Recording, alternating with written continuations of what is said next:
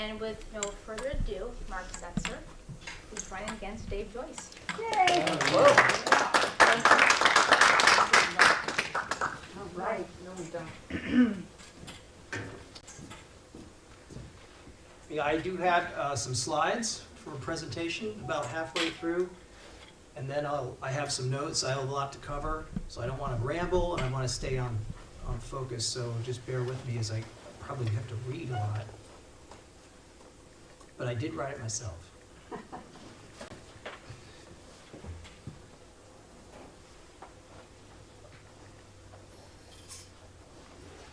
Okay, as she said, my name is Mark Zetzer. I'm an America First Republican.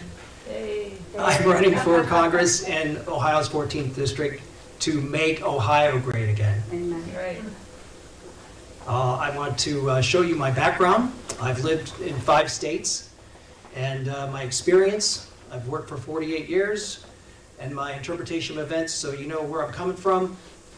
And I want to explain why I'm running, what I want to do for you in Congress, and describe how I can get elected, which I can. And then hopefully get your feedback and answer your questions. I am 62 years old, a divorced, father of 2 adult children and 1 minor child. I live in Geauga County, just south of Chesterland, just not too far from here actually, 20-25 minutes down the road. I'm semi-retired, worked for 48 years, private sector, usually holding multiple jobs at once, try to make ends meet. Just going down the list, 27 years in marketing and advertising, 25 years part-time in rental property management, landscaping, 8 years land surveying and utility locating, 5 years hospitality, retail sales, 2 years seed corn detasseling. Does anybody know what that is? I grew up in Indiana, and for a 13 or 14-year-old kid, it was a real job. I worked for Pfizer Genetics. I know, I didn't know at the time.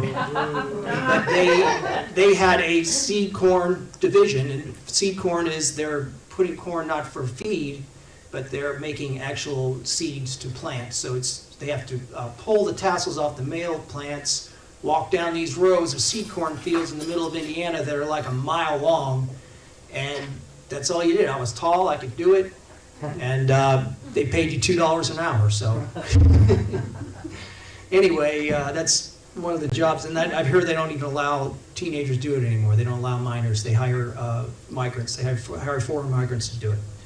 Anyway, and then I worked in agricultural chemical sales for Dow Chemical. That was my first job out of college. I have a Bachelor of Science degree in business at Indiana University. My hobbies are hosting family and friends in my riverfront property in Novelty. That's my backyard there. I like to volunteer for my community in any way I can. Also, when I was a parent, I was very active volunteering for my kids and their groups and activities. Taking photos and videos. Again, I was in marketing and advertising, exploring family genealogy and local history. I'm part of a local group because there's an old railroad that runs back there. An old electric railroad that runs back there behind my house, the C&E, Cleveland and Eastern Railroad. And we do hikes and exploration back there. And of course, that's me doing air guitar karaoke performance. I kind of just do that for fun. I've kind of hidden some of the videos right now. We'll see, I'll probably put them back up. But I have a Star Wars video, so if you look my name up, you can probably find a lot of videos and stuff, because I was nominated, as you'll see as I go through, I was nominated for Congress in the 11th District in 2014. So this is a picture of where my dad worked. So I was born in Sandusky to married college students at Bowling Green State University. And then when my dad graduated, he was hired by General Motors, and he worked at the factory here, the Delco Remy factory in Anderson, Indiana. And that's where I grew up. And it's then it was about 80,000 people, and it was just a GM town. I mean, most of the people were employed by GM either directly or indirectly. So as I say later, what happened to that town is terrible, because basically all those factories are gone, torn down. So I attended St. Ambrose Catholic Elementary. There's me with the circle. We attended Mass every morning before school. I don't know if anyone there knew that did that. I think it felt like we were the only ones. You did? Okay, good. And as an altar boy, we had to kneel on the marble floors with the sticky candles during the Mass. So Father Howman and Mr. Stripmatter there at the top, and great memories. Just fantastic community. Loved it. Father Howman, yes. Do you know Father Howman? Well, Father from Richard. his YouTubes. Really? Oh, really? Yeah, He was one great he- sports. Well, he was in Wisconsin though, if you're in. Oh, no, this is Anderson, and I think he's deceased. Okay, oh, okay, no. But his name was Father Howman, yes, Okay. and great guy, man. Wonderful. Don't make a mistake during Mass. But, yeah. So in school, I excelled in reading, writing, and drawing. My favorite books were Children's Illustrated Bible, the 1968 World Book Encyclopedia, which my parents bought me, the whole set, hardcover. I still have it. That was the internet, before the internet, right? And they sent you a one-volume update every year. And comic books and magazines, just really avid reader. But I also got out in the summer. I like to play baseball and fish in a nearby pond. That's my brother and sister, and a whole mess of perch, it looks like. And we would explore. That we were surrounded by farmland, and so we would explore and we could wander. And we were right next to Interstate I-69. My career goal was to be a writer like John Boy on the TV show The Waltons. Oh. I don't know, has anybody ever seen that show? My favorite, I still love it. So here I am. It's an important year for me. Was the bicentennial, 1976. I turned 13 years old, and I became aware. I guess not necessarily call it red pill, but just became aware of what was going on, because I could remember what it was like growing up in the 60s and 70s, and suddenly our family was struggling. We were struggling with very high inflation. And there were layoffs at the factories. My dad was in management. He wasn't part of the union, but we're all affected by that. So we didn't go on family vacations. We used to go to cities and stay in hotels. Now we have to go camping, sleep on the ground in a tent. The magazines and comic books I would buy would get thinner, and there's more advertising, and they're more expensive. I started working. I started mowing lawns, and I started detasseling the seed corn fields in the summers to try to make spending money. And then, of course, not only the factories were striking, but also the schools, the public schools. So I could tell America was in trouble. That's what I could tell. And I was worried, because I'm thinking about, I want to be like my parents. I want to have a family and kids. And so this was important, too, because have you ever heard the rock group Rush? It's very famous. So this album came out in 1976, and I bought it, and my friends and I were really into it. And you opened it up, and it had all the lyrics, and it was like a rock opera. It was an entire story on one side of the album, and it was inspired by a novel. It said there, it was inspired by Ayn Rand, Anthem. So it was a frightening, because it was about a dystopian future about computers controlling everybty. I mean, my gosh, look at us now. Now we're talking about digital IDs, and they're listening to us, and the Facebook and the social media is following us, and now they're going to set up all these data centers everywhere. What are they going to do? That sounds like the temples of Syrinx, where they had the great computers in the hollowed halls, and I'm like, oh my gosh. So anyway, I was pretty nervous in that time. I was very happy, though, that my parents one day, they met a guy named Ronald Reagan, an actor in Indianapolis. He was running for president. And he was a former Democrat, but he really spoke like he had the right solutions. And we had to make government smaller. We had to cut regulations and taxes, and also preserve personal liberty. So I became very interested in his campaign, and I followed it. He was in the race, even though he's running against the incumbent, President Ford. He was in the race all the way to the convention, and finally he lost the nomination at the convention. So I really started getting interested in politics. Of course, he lost in the general election to Democrat Jimmy Carter, and then inflation and recession just got worse.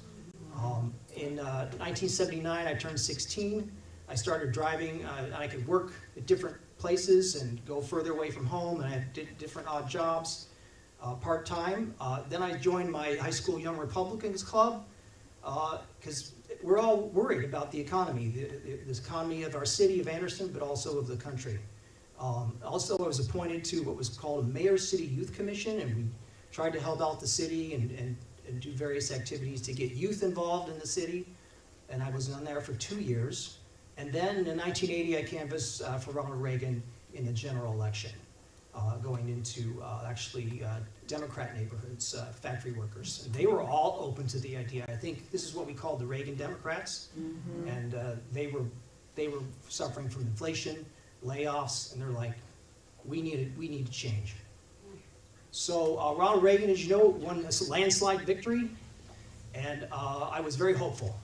And I was considering about going to law school, because now I was involved in all this politics stuff, and said, Mark, you have a future in politics, and you want to go to law school. And I kind of pressed my girlfriend. That's a prom date, and she thought I'd be a big shot, you know. Anyway, I went to Washington, D.C., Presidential Classroom of Young Americans. This was a program. It was a week-long program in Washington, D.C., very influential. And then I was an Indiana State House page. However, I went to Indiana University, and she stayed home and married a guy and got pregnant. So I went to IU, and I enrolled in business school. I did not go to pre-law, because President Reagan's going to make America great again. That's literally was his slogan. I don't know if anybody remembers that. It was, make America great again. He didn't promote it as much as Trump did. But so I was very confident that I don't need to be in politics anymore. I am going to make my fortune so that I can have a family and provide what I had growing up. So I cast my first presidential vote in 1984, and it was Morning in America. And there we are on spring break. That's me in the middle, and that's my school ID. So I graduated in 1985, experienced dismal job prospects. First job, as I told you, was at Dow Chemical at the Chicago sales office for agricultural chemicals. I got laid off within a year, downsizing across the whole company. Then I moved around. I moved to New York City. I'm really going to make it big, right? Not necessarily really big. I just want to be able to afford to live. And the Rust Belt is not looking so good. Anyway, it was a company called Cooper Rand. It was direct mail marketer. They sold stuff through the mail. That was before the internet, right? But then I was laid off because the stock market crashed in 1987. So I started working back in restaurants. I had been a busboy before college. And so now I'm a waiter and a bartender. Wow, 4 years of college and I'm a waiter and a bartender. But that's when I voted for Libertarian Ron Paul. He was nominated for president in 1988. And I just didn't see any solutions after Ronald Reagan. So then I finally got a job in Shaker Heights. So this was an actual good job. It was related to what I studied. And I started that in 1991. But then another recession came. I'm worried. And so I voted for independent Ross Perot. I don't know if you remember him. He was a businessman. He was not a politician. He was from the private sector. And he really talked a lot of sense. So I'm kind of open to anybody who's going to help the economy. That's what I'm looking for. And unfortunately, it wasn't always the Republican candidate. So I dodged the layoffs at Fredonia. Republicans won control of Congress in 1994 with Newt Gingrich's contract with America. What a great disciplined group that was in Congress in those days, because things really got good. I met a Catholic girl at the office. We got married in 95. We had our first child in 98, and we bought this house in Shaker Heights. It's a double, two-course brick all the way around, and we rented out the bottom. We lived upstairs. We both worked. We could kind of afford to live, It was hard. It was like my dad, supported a family on one income, and we had 3 incomes. But we felt confident, and we felt that we would have more children because we had more room in the house. So our second child was born in 2000, but that's my ex-wife there and my 2 oldest children.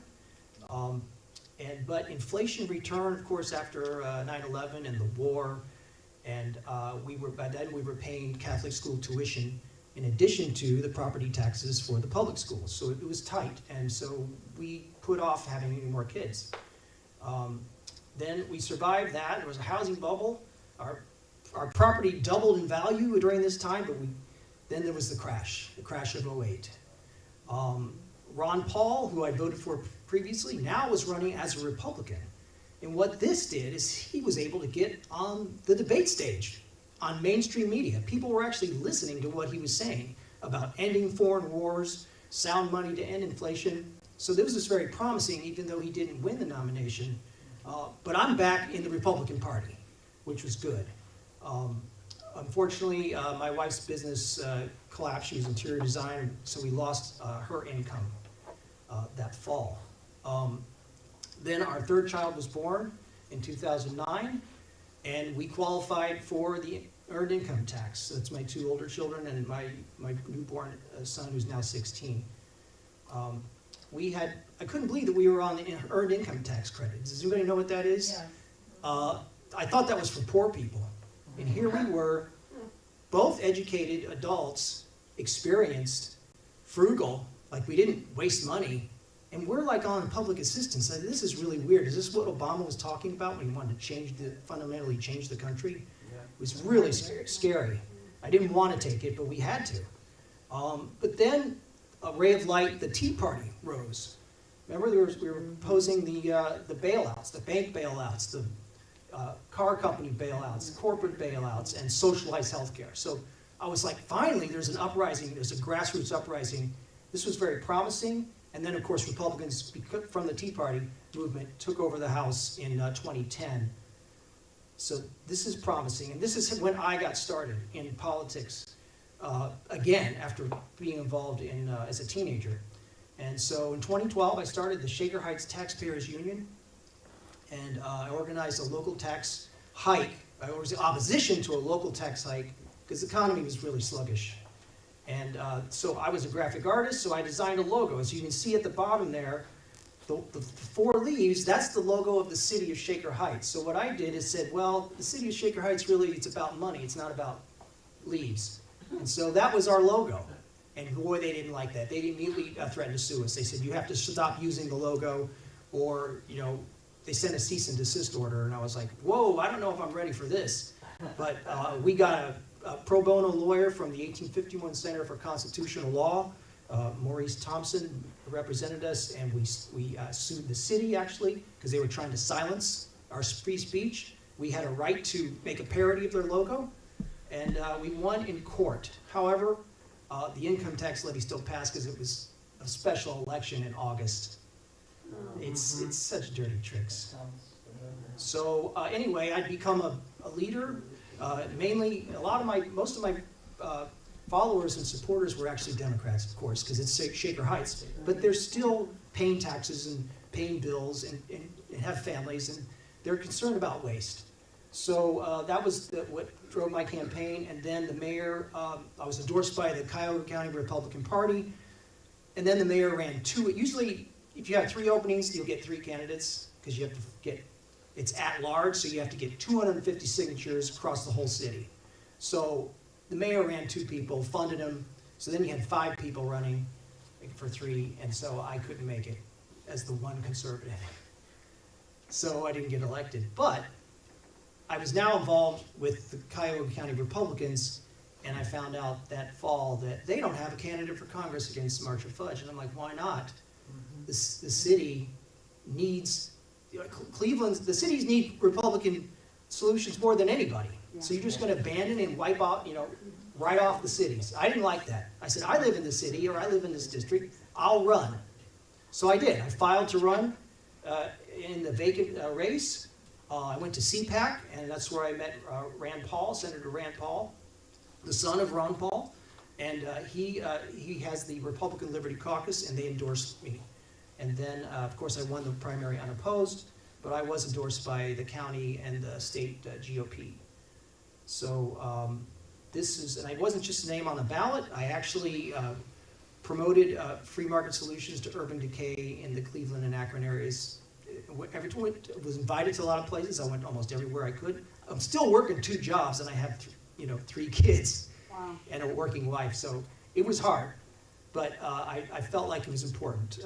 I debated the Congresswoman, the Democrat Marcia Fudge, the incumbent at the Plain Dealer editorial board, and that was, they didn't videotape that, interestingly enough, and I found out why, because she broke out in a sweat on her forehead because she's never been challenged. And we were running circles around her. I was. Yeah. But it was 3-1. You know, we all found out that we're all from Shaker Heights. The two editorial board review people, and then Marcia Fudge and me, we're all from Shaker Heights. And then after the tape recorder went on, it was 3-1. Anyway, so then Marcia Fudge announced she's not going to debate me at the City Club. She speaks at the City Club all the time. Is anyone familiar with the City Club in Cleveland? Right. And so they said, well, Mark, if she drops out, you get the whole hour free yourself. So I was like, great, what a great opportunity. So I spoke for a half hour, and then I had a half-hour question and answer, and that is also audio, not video, but I do believe all these files are still available. I should probably download them and save them. And I knew that I wasn't going to win, but I wanted to lay the groundwork for future challengers so that we don't have vacant seats. So it was a volunteer work. So anyway, 2015, I found the Republican Liberty Caucus of Ohio. I helped found it. So there's the founding board group there, and that was the first convention that they had in Medina. And sitting next to me is my lawyer and fellow congressional candidate, Matt Lynch, who challenged Dave Joyce then in 2014 as well as 2016, but did not win. But he could have won. He actually had a serious campaign, but we were both candidates in that primary. So unfortunately, by then, I had separated from my wife, who's a Democrat, and I moved to Geauga County. I then endorsed Beverly Goldstein, Republican for Congress in Ohio 11. So then I was going to, Rand Paul was actually running for president, and I was following him, I was going to support him. Then Rand Paul dropped out, and this moment happened. I don't know if you remember, if anybody saw this, when Donald Trump scolded Jeb Bush for the Iraq War, for his brothers, the Iraq War was a mistake. And that just blew my mind because he did it in a way that Ron Paul or Rand Paul wouldn't have said it. They were a little bit more gentlemanly-like, but Donald Trump was in his face. And it just blew my mind. I'm like, finally, after 15 years, somebody's going to say, hey, we shouldn't be doing all these wars, these endless wars. So I was like, boom, I am a MAGA guy, full throttle, and I was promoting Trump anywhere I can. I was going to rallies and volunteered at the convention, and unfortunately, I think I may have gotten fired because of that, because I lost my job. My wife finalized the divorce, I lost my house, and I'm like, is this what it means to be canceled? I don't know. I think so. Pretty much lost everything. So anyway, it didn't disturb my spirits because that was the night. This photo was taken by Plain Dealer or Cleveland.com, the Cuyahoga County Republicans watch party. And that was the moment when Trump won Ohio. Yes. Because when Trump won Ohio, he was going to win the election back then in 2016. So that was just triumphant. It was totally triumphant, and I think it was Northeast Ohio then that won Ohio. The activities of everybody up here in Cleveland and Northeast Ohio. So this was great, and I felt like maybe the conservative grassroots was becoming mainstream.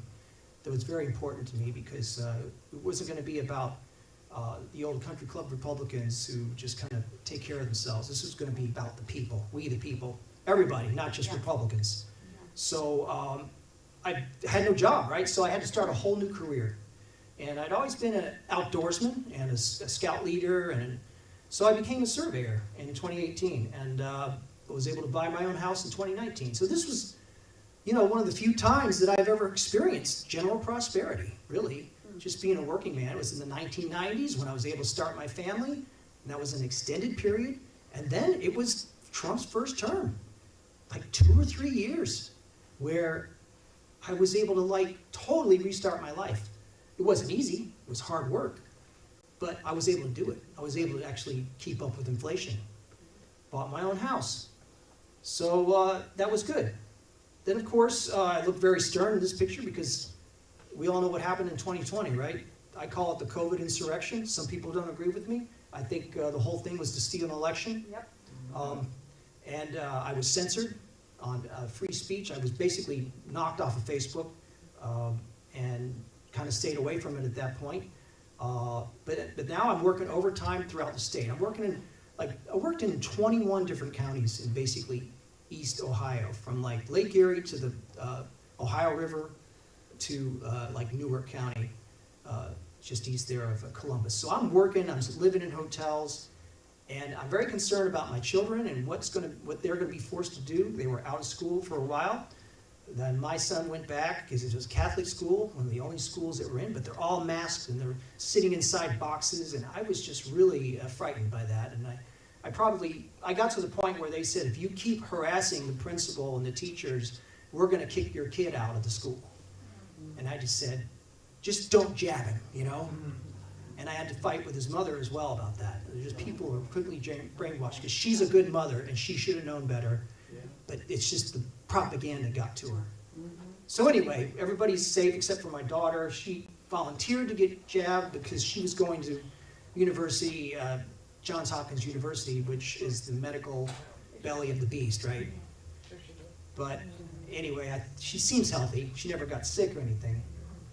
But then as this Biden regime goes on with the inflation, I could see what was going on with the invasion of migrants and the invasion of illegals. And I'm like, oh, I get it now. COVID was how they stole 2020 and changed all the election laws and printed all the ballots. Now they're going to have illegals, give them all social security numbers and have them vote. And I'm like, this has to stop. And but I'm working overtime. And so anyway, I quit that job and I got a job closer to home. I want to be there for what's going to happen and maybe try to stop it. And that's when I did actually file to run against Dave Joyce in late 2023, in December. And because I said, you're going to be off this winter, I'm going to have 3 months off. Primaries in March, that's perfect enough time. But then they said, Mark, I got to call you back, and then so I withdrew. And if anyone signed my petition, thank you. This time or that time, I really appreciate that. So here it is, 2025. I'm injured on the job. Workers' compensation denied my claim. So I just quit. I quit in July after recovering from surgery, and then announced my campaign for Ohio 14. And now I'm semi-retired and I have the time to do it. So I worked in media, so I did this video. Has anybody seen my video on the beach? I'm going to play it for you now, because it really is very symbolic of what I think we're going through in this district and also in the country. And I put a lot of time and effort into it, and it's, I'll go over it, because I fire off I call them my rhetorical cannonballs of truth and reason, which is like my platform. So let me play that for you now, and let me know what you think, and then we'll go to the second half of my presentation.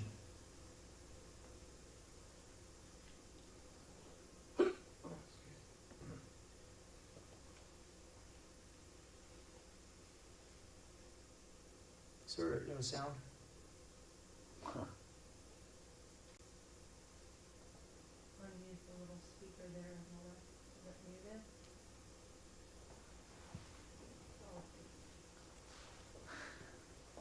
Huh. Click the little speaker on the left. There. Is it muted? Okay. There. There's always a problem, always. I can't really see if it's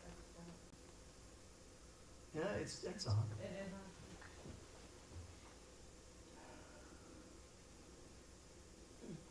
Huh. Because it sounds great. It's the 1812 overture. Oh, okay. That's unmuted there, but it's not. Okay. Yeah, it's unmuted here.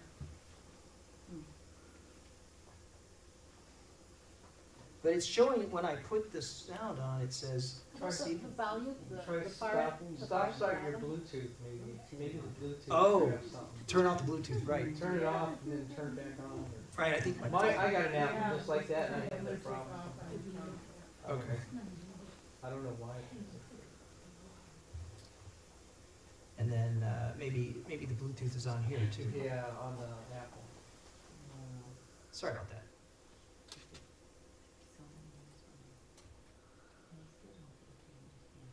Let's see, how's 1812 over to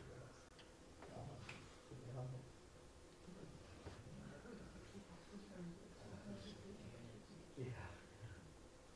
All right, let's see.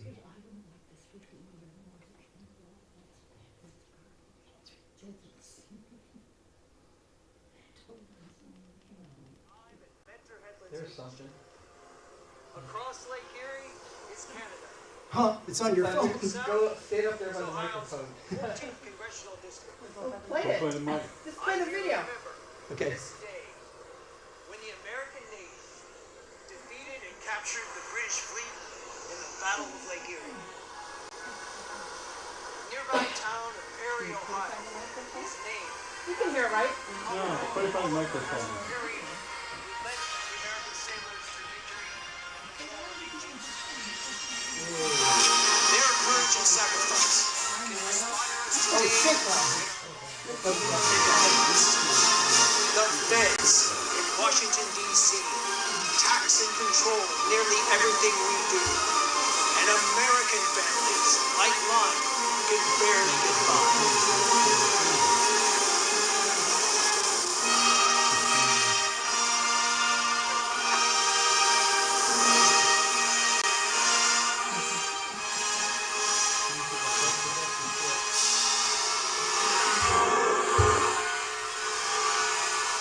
This is Commodore Perry's battlefield with the USS Lawrence.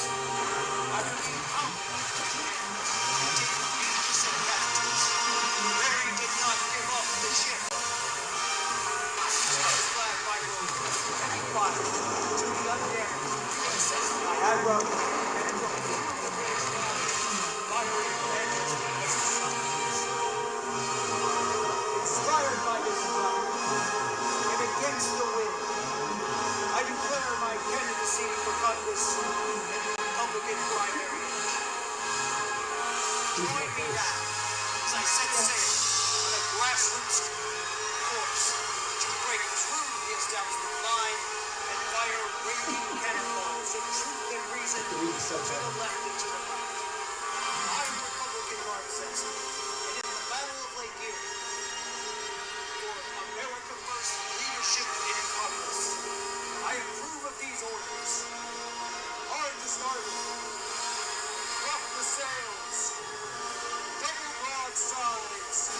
For individual life, liberty, property, and the pursuit of happiness. Fire! Sound lovely.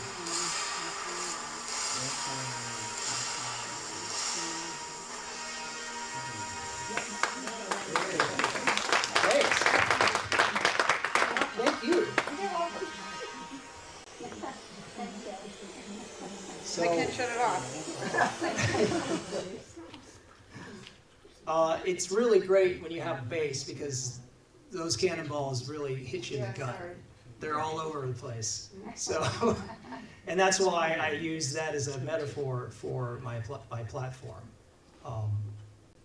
because you know, there's the pillars of. Everybody familiar with like the pillars of MAGA, the 5 pillars of MAGA?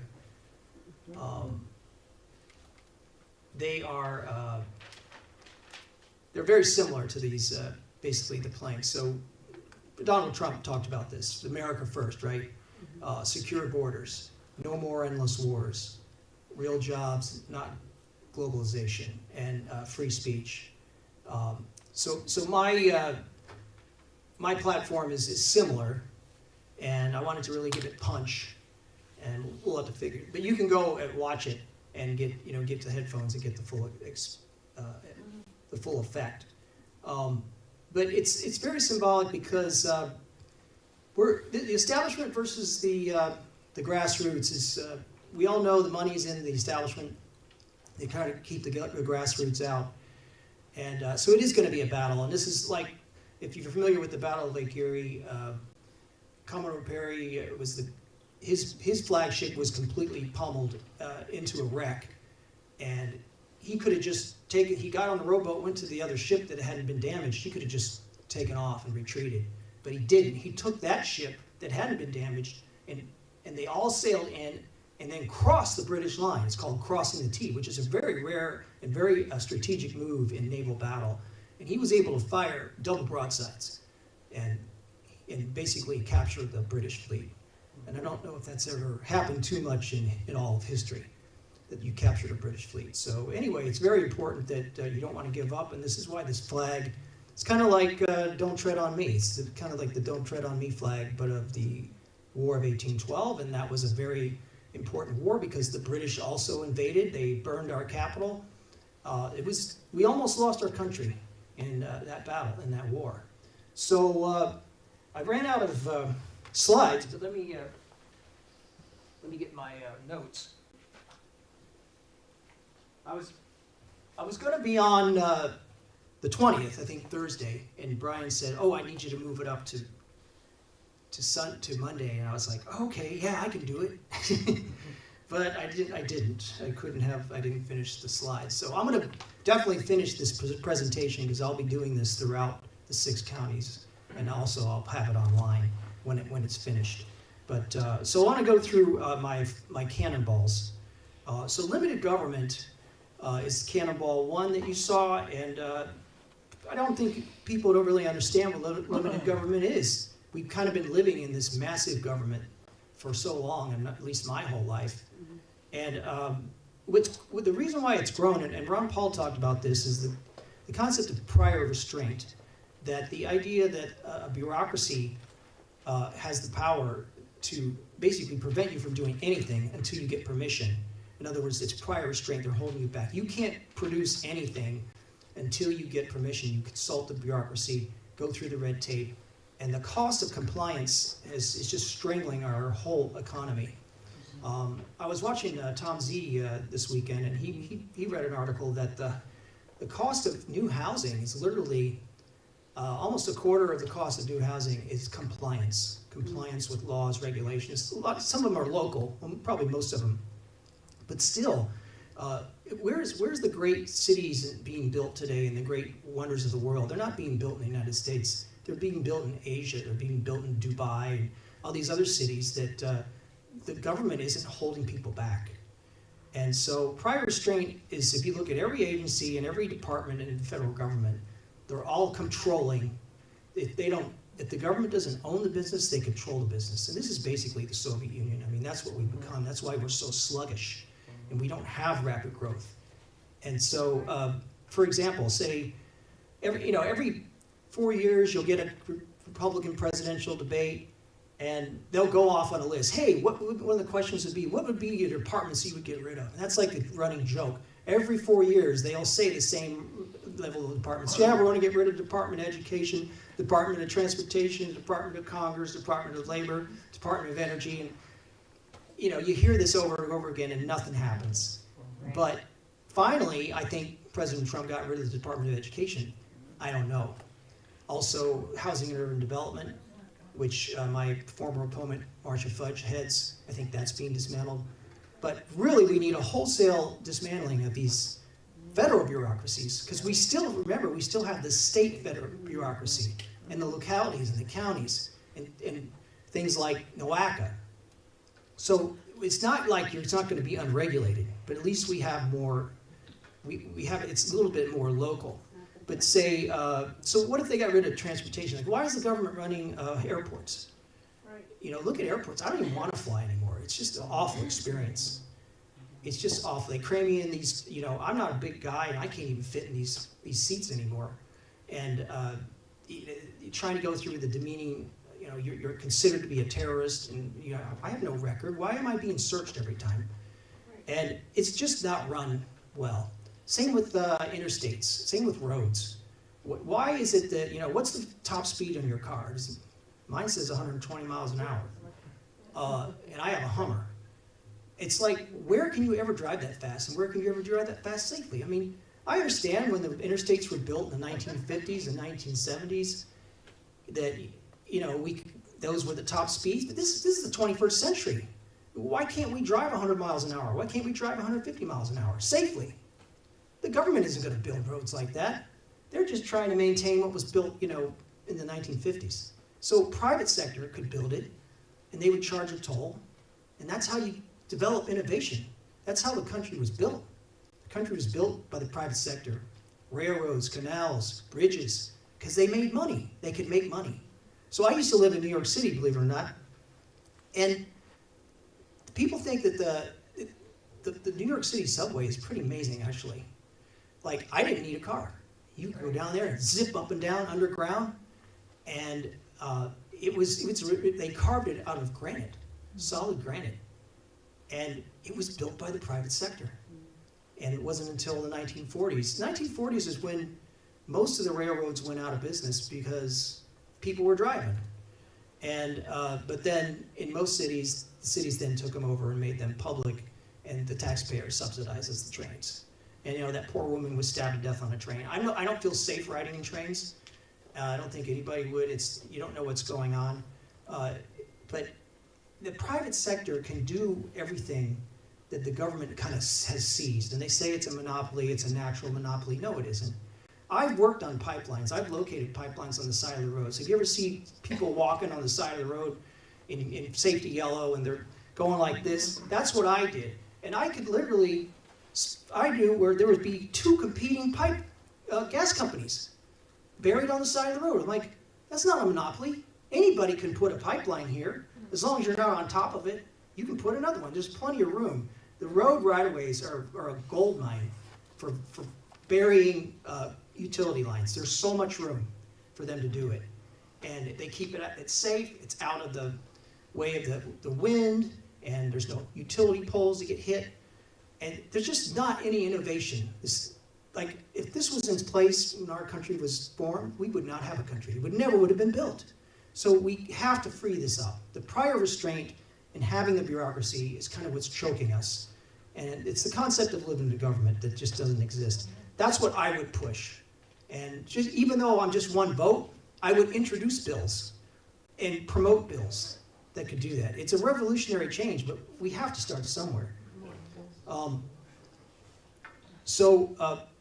Taxes, somebody once said at a meeting recently that I've been to, because I've been to like 5 counties, they said taxes are the cost of civilization. Has anybody, you ever heard that phrase?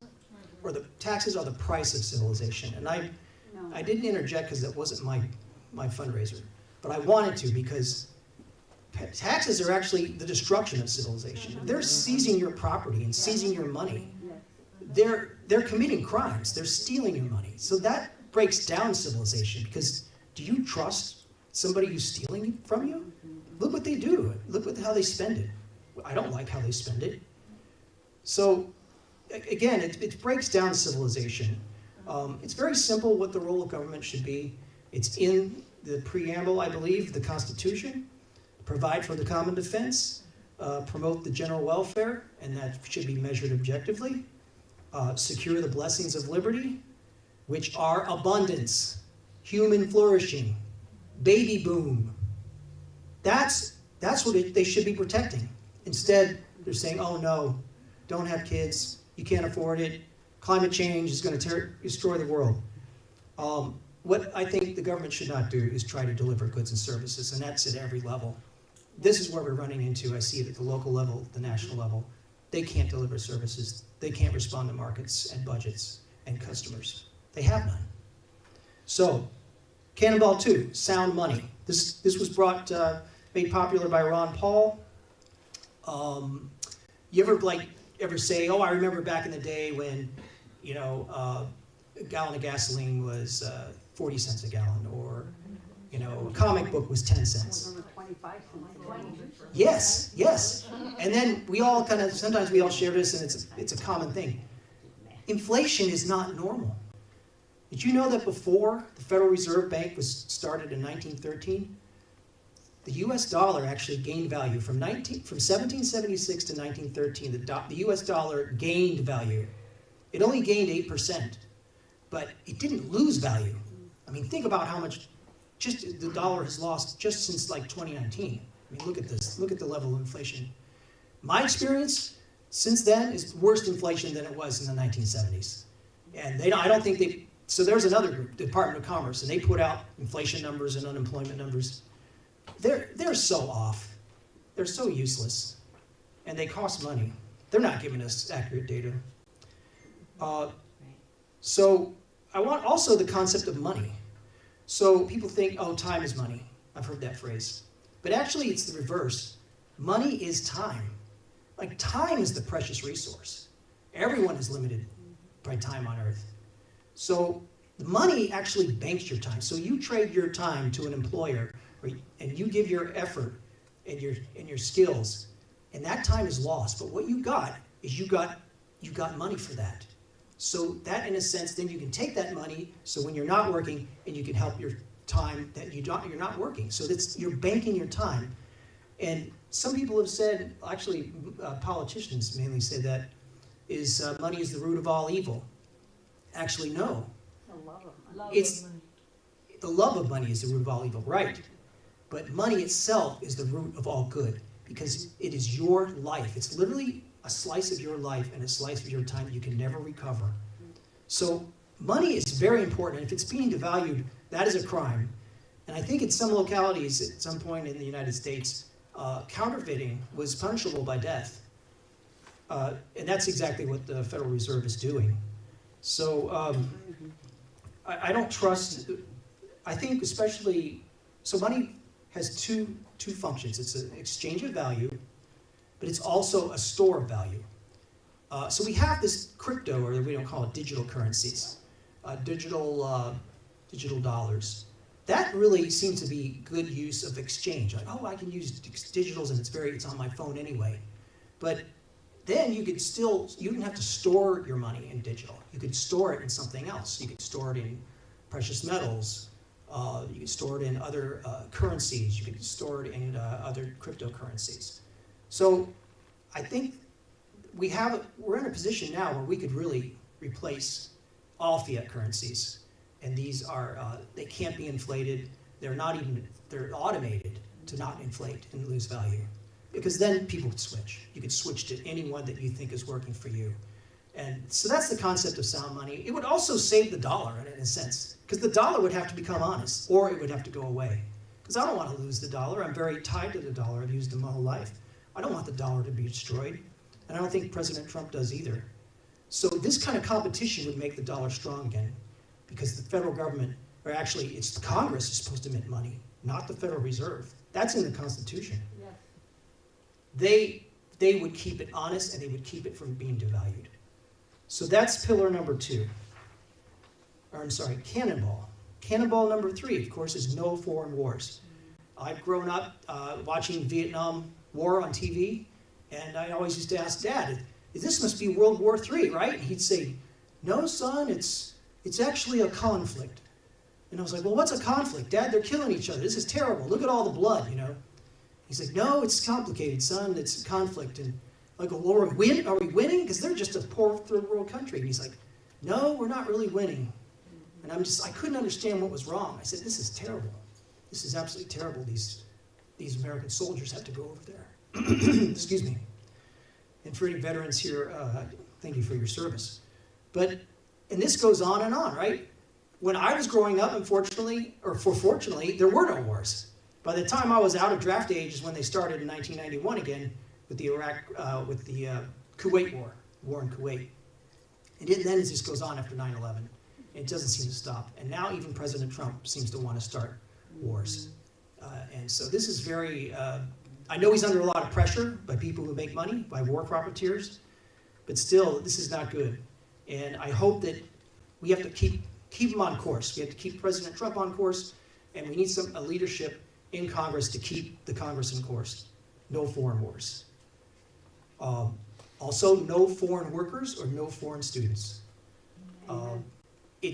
We Americans, especially if they're subsidized, and I don't think universities and colleges should be paid for by the government. But those slots are for Americans, and every job is for an American. I started, like I said, I was doing detasseling field work. I felt like this must have been what picking cotton was like, because I'm in the hot sun all day, working in the fields, pulling the tassels off the corn, and man, it was hot. And humid in central Indiana, and this is pretty hard work. And then as a surveyor, I've worked in all weather, freezing cold, super hot, biting dogs. I actually went to the hospital from a dog bite. Almost bit me in the neck. And I put my arm up and he got me right here, so I got these big scars. But anyway, I can do pretty much any job.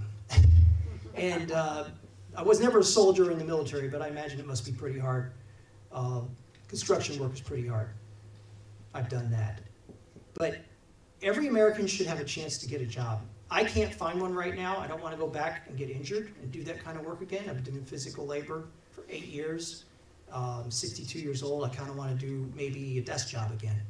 But what I did is now they're either outsourcing it to India or they shipped in Indians to do the work here. And so that's just my observation, but I don't think I can get work in that field anymore. And plus they can pay them a lot less. So this is just terrible, and it's nothing against foreigners. Hey, you can apply for immigration, right? We have legal immigration in America. Apply, and if you want to work here and you want to go to school here, you can do it. It's not like we keep people out. So that's another cannonball. Another thing is no loose criminals. This idea of no bail and early release of violent people, we've seen the results of that. It's just terrible. And that's one of the basic jobs of government is to protect you, provide security. And they can't even do that. Of course, we know what's going on. These are socialist and Marxist activists who have infiltrated into the government, who are doing this on purpose to cause chaos, to demoralize the population, to scare them. So this is evil. And so I would say the people that did that, the judges, the bureaucrats who let them go, they're criminals too. And we also need to arrest, these are domestic and foreign enemies of the Constitution, right? If they want to overthrow the government, they're an enemy. They have no rights. They need to be arrested and interrogated. We need to know who's funding them, who's involved. That would mean Antifa, Islamists, people who, the Intifada, or they want to take over the world. They want to put Sharia law. They want to take over Western lands, Christian lands. This is serious. And so they're considered to be enemies and criminals as well. So they have to be arrested and interrogated and deported, I would say. Why would we even keep them in a jail? Just get them out. Another is probably more mundane, and it was simply related to my opponent, as I'll talk about him in a minute. Dave Joyce, he's been accused of insider trading. Same with many people in Congress. I don't know, he hasn't been arrested, so I don't know what that means, but there is an act called the Stock Act that you're not supposed to trade in stocks when you're in Congress with certain stocks. Now I should say just don't trade in stocks at all, because you can't get away from it. It's a very bad look. So there's insider trading, tax evasion and mortgage fraud. You see these politicians, and they're all getting away with stuff. Maybe not so much anymore. The Epstein files, prostitution, gambling. How is it that they engage in all these crimes that if you and I did anything, like our lives would be ruined, our reputation would be ruined, we'd lose our jobs. Graft and bribery, seems to be widespread. Again, they talk about it. It's reported. Nothing happens. Nobody's getting arrested. Nobody's getting kicked out. So that's another issue about no loose criminals. We have to have law and order, and we have to have equal protection under the law. That's very serious. 5 more minutes, Mark. And then Oh, shoot. Then we'll start your question. I should have timed it. Yeah, then your question and answers. Yeah. Okay. The other one is no public debt. That's an easy one. Debt is crowding out investment, and of course we're at 38 trillion, going on 39 trillion. That's that. So I'll take your questions there. I apologize. I didn't finish this, and I didn't time it. So yeah, let me. If anybody has any questions, I'll take them.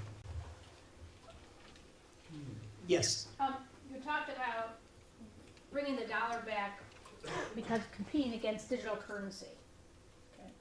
Can you comment about digital currency and the lack of privacy that could bring for us too? So yeah, digital currency, you can encrypt it and you can make it private and safe. That's not, I don't think when the government talks about a digital dollar or digital currency, that's not what they want to do. They want to get into your, data, they want to totally control you, they want to tie it to all your social media and everything else. That's not what I'm talking about. That's different. I'm talking about a totally private and secure digital currency that you choose and you can change all the time, and it's not biometric because you can't change your biometrics. It's password driven, and it's a very long password, and these are all blockchain, and it's very secure. But that's not what most governments are trying to push. That's what President Trump is for? He seems to be for it. No, he seems to be for this, what is it called, stable dollar or stable coin? I don't trust it. I don't think that's what I'm talking about. Right, I'm certainly not going to get stable coin, and I'm very suspicious of it. Yeah. So look up a secure encrypted blockchain currency. I think that's what we're talking about. That's something that we can trust, and we control it ourselves. And also, something that's based, you could also have old-fashioned currencies based on precious metals, gold and silver. I think there would be also a market for that as well. A number of us have gold backs. That's another alternative. Did you ever see the gold backs? No. Yeah. It's people have some here, but it's actually gold. Right here. So it's like a note. Yes, yes. Oh, it's physical. Is it gold threads? Oh, gold. Yeah. Oh, no. There were ones, fives. So it's made into a foil. Yes. Wow, It's I've not never seen that. destructible. Expendable. That is awesome. Who takes them? Right, because It's Nobody legal in tender Ohio- right we got a now. It's couple legal in tender in Utah. Utah. It should be legal Colorado, tender everywhere. Wisconsin, South Dakota, New Hampshire. because they didn't have that technology No. back This is then. since 2011. And that's where the silver notes started, because people didn't want to carry around heavy coins. Right. So they had the note. Okay, we'll keep the heavy coins in the bank, and here is a note, a promissory note, that if you turn that in, you can get that silver from the bank. But now we can create foil. We can create foil. That's bullion, that's that paper money. But this is actually, you're carrying gold. Itself gold. This is gold. That is great. I've Are you never seen saying that. different denominations or different thicknesses? Different, yes, this is the one, this is based on the spot price of gold, which let's say it's $4, this would be $4. This would be 5 times 4, this would be $20 worth. Is it heavier? Is it physically heavier than that one? That's what I'm asking. No. You shouldn't. Then, it's still like a So it's still regular paper it's still dollar. a note. It's still a note representing, even though this can is melt it actual down. gold. Okay, but then there are different thicknesses for different values, yes or no? Yeah. The amount Okay. of gold in it is down here, like Okay. 1,000 Okay. amounts. Okay. And that's Right. one. I think the concept of sound money means that you have choices. Yes. You don't have, a fiat means it's one currency. Legal tender means you can only use the US dollar in this country. And that is tyranny, Yes. because then they can take that currency and destroy it, and everybody's losing the value of that money. So there's so many opportunities for different types of money, physical, digital, whatever you're comfortable with. And that's what we need, and that'll make our economy thrive. Yes. Any other questions? Anybody else? Molly? Have you spoken to Dave Joyce? I said hi to him when he voted. I was working the polls at his precinct. I don't know if somebody set that up on purpose, because I thought that was ironic. And I'm at the front as he's walking in, and I'm thinking to myself, is he gonna vote? Because they're off, they're shut down, right? And I'm thinking, oh, he wouldn't vote in person. He probably voted absentee. And then in walks Dave Joyce, and I was like, hello there. And he kind of chuckled at me, and then as he was walking out, what? He knows who you are.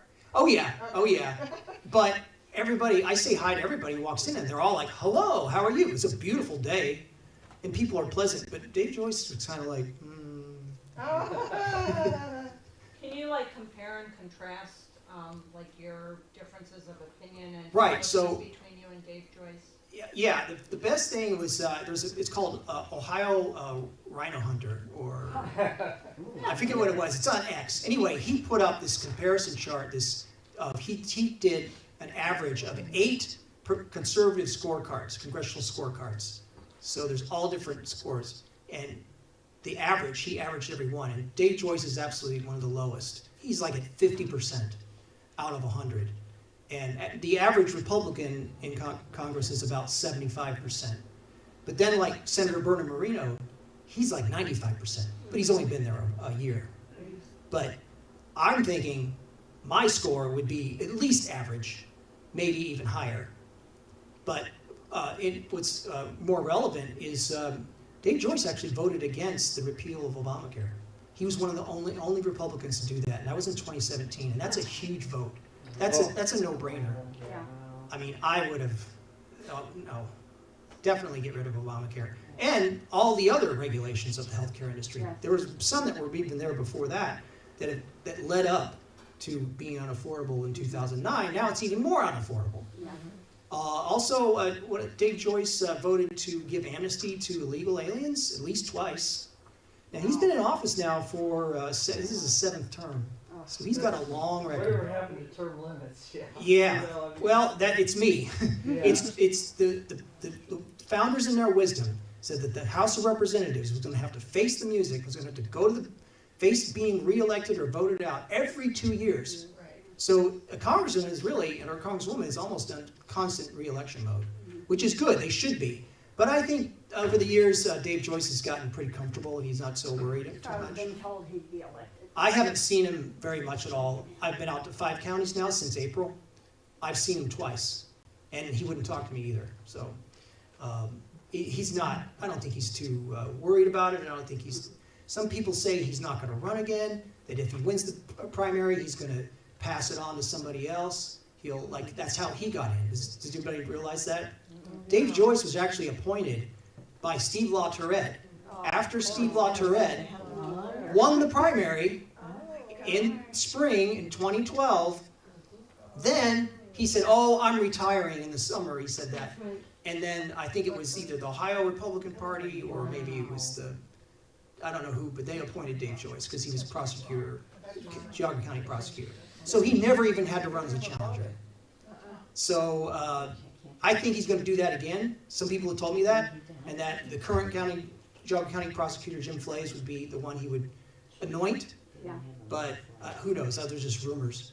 So that's why I got in early this time, and I'm gonna make a go of it. Win the primary. Yes, I can win, but I need to raise some money. So Mark Zetzer for Congress.com.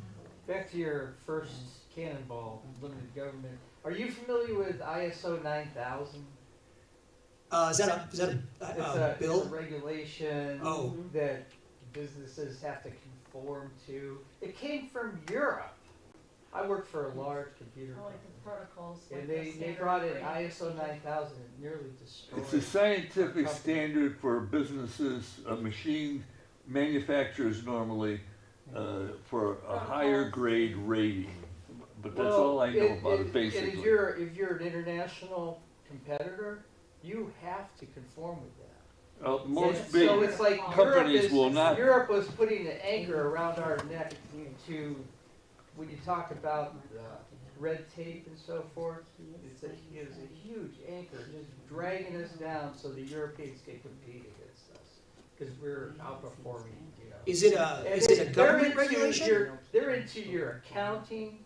They're into every part of your business. It comes from Europe. Is it a government It agency? came from Ireland. Is it like United Nations or? I think it's like what they had ISO, when we were working at a company that it was ISO 2000 or some kind of crazy names where you had to have, what you did is you had all your departments and everything had all their policies and procedures laid out, and you had to follow them. Yeah. It wasn't anything that the government had to do with, but they you set up your own, and they would come in and they would rate you if you were following your own policies, which was It's the a dumbest huge thing I've ever seen. Anchor around your neck, and I I don't know, just beware of. Because what I would favor is all these regulations could really be run in the private sector through industry associations. And they're voluntary, it doesn't cost taxpayers anything to administer, and the industries and the economy, they set their own standards, and you can obviously meet and decide on your own whether or not you want to follow it or not. There's no governing body other than their own association. The ISO 2000 affected the companies that you could do business for.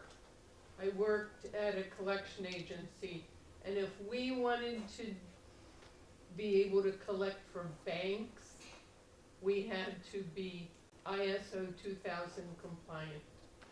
And there's all kinds of regulations. Well, banks are very heavily regulated, and that goes back to sound money. We really need to bust up the banks, because if they can enforce that, they can enforce a lot of things. And then also the concept of being debanked, politically debanked. And that's because the banking system is heavily controlled and not really free market. There used to be, remember the Swiss banks? Remember the concept of the Swiss banks where supposedly they were independent? I don't know if they are anymore. But that was a value, and then Switzerland got wealthy having the Swiss banks. You know, it was secure and private. Imagine, we could all have secure and private banking and secure and private money now in our phones or anywhere.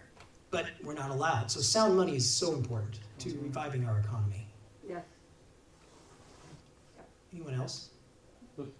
Yes. The problem with no foreign workers, I mean, if they're proper, they should be, because we don't have enough American workers at all. Well, I think I've been in employment. I agree. 30 or 25 years.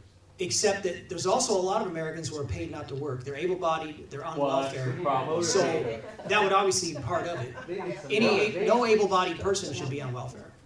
And to be honest, anybody who needs help can get private charities. We don't need the government. The government is not doing it cost-effectively. Amen. Should be from the church. Thank you for having me tonight. And But you'll be around for questions, right? yes, exactly. Thank you very much.